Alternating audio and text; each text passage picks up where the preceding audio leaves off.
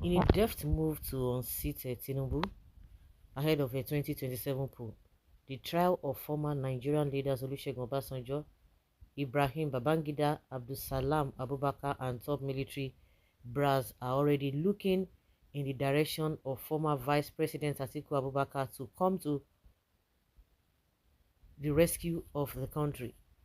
Also, on the list of the power brokers who met behind closed doors in Mina last weekend is the presidential candidate of the Labour Party in the 2023 poll, Mr. Peter Obi. Or are they trying to, how do I put it? Are they contemplating on, making Obi or to support Obi or Atiku to take over from Tinubu? Now, I don't think Nigerian cares about or Nigerians care about who gets there, whether it's rotational or whatever they call it. The only people that are going to be scared that will want to fight tooth and nail are the politicians who are eating under Tinubu. Because they will not want to agree. But as far as Nigerians, as far as the masses are concerned, oh my goodness, nobody cares. Oh, nobody cares.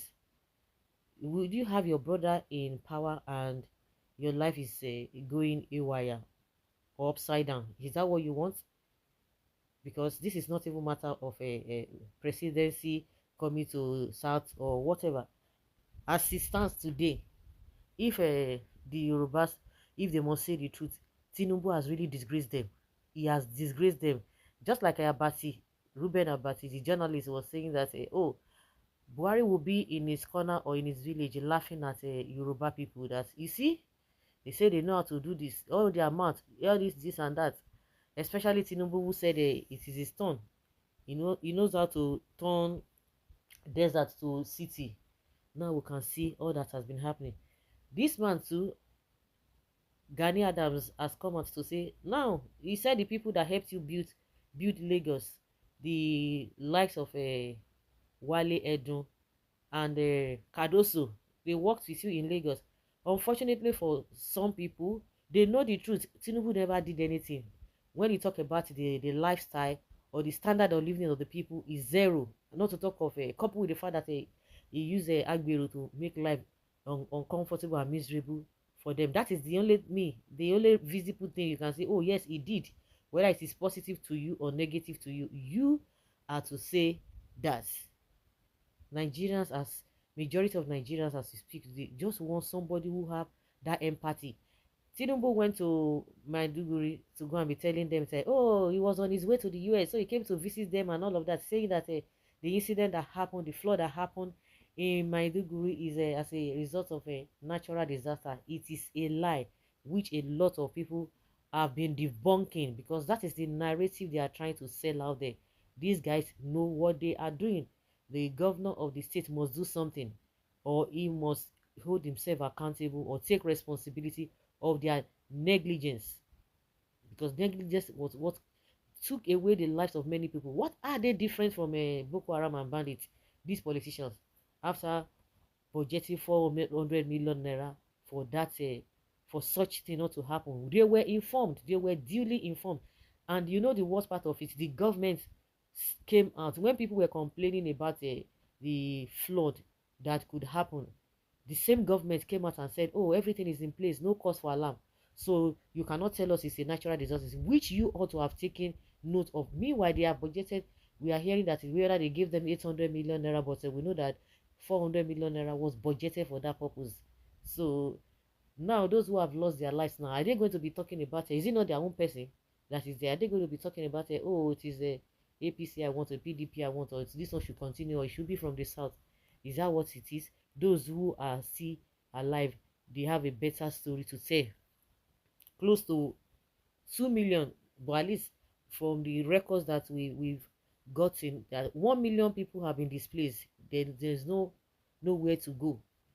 So this kind of people, now they're going to be thinking of it. They say the presidency must be this or that. It's just ridiculous, and it's like a majority of Nigerians, their mind or their brain have been wired to just believe a BS. Well, The Nigerian Civil War generals who are concerned over the imminent collapse of the opposition People's Democratic Party (PDP) have launched an assault on the former governor of Rivers State, Nyesom Wike, and his allies to save the party from extinction. Yes, it's reported that the three influential former leaders and former National Secretary or Security Advisor NSA General Gusau retired met in Mina, the capital of Niger State, recently to strategize on how to take over the party. Yes, from what we heard from them, that of course they went to Babangida's place. They said, you know what, maybe they just discussed something else. Of course, there's no way they are going to discuss anything or anything, whatever they are going to discuss, that they are not going to talk about the state of the nation, because they don't talk, they don't do this and that. You know, the Tinubu, you know, 1 year. I don't know what they give her confidence to. Whether na juju, now they give her confidence to. Whether na the strategy, where you know say the even all these ones that are missing, they have used in the past, uh, for him to have come to the conclusion that nothing will happen. Oguru must jump. Whether na that one they give her confidence. So they always forget that what worked for A might not work for B. What work for D might not work for C, and what work for C might not work for D. So you try your luck. Anything you see at the end of the day, you carry. Whatever that is giving you that strength, because normally you're not supposed to add like this. See the issue of petrol here and there. Dangote, NNPC going back and forth. It's not as if it's hard. Oh.